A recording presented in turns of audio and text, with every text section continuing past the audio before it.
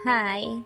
Sa mga nagtatanong, ito nga pala yung simple pamilya ngunit masaya. Simple lang kami. Tingnan nyo, kumakain sila ng french fries after magsimba. Kumakain sila kasi paborito nila kumain ng french fries.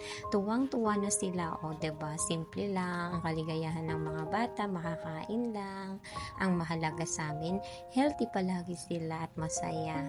'Di ba? Ayan sila. Oh, cute ng baby ko. Magkamukha sila. Ewan ko ba, ako lang ata nagdala niyan, pero iba ang kamukha ng daddy. Ayan naman ang daddy, pumipila siya, bumibili ng mango shake kasi sa sobrang init ng panahon, masarap ngayon kumain at uminom ng malamig. Ayan na nga, cameraman na yung mister ko siya.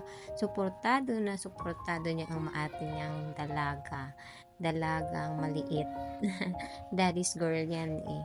Ayan pumili kayo ng mister na all around sa lahat. Ayan na nga, hindi niya namamalayang kinunan ko siya ng video habang tumambay kami sa likod ng simbahan. Ayan, pawisan yung baby namin, pinupunasan niya. Kaya pumili kayo ng mister na makikita nyo talaga na mahal yung mga anak nyo, ha? Kasi minsan lang ang ganyan.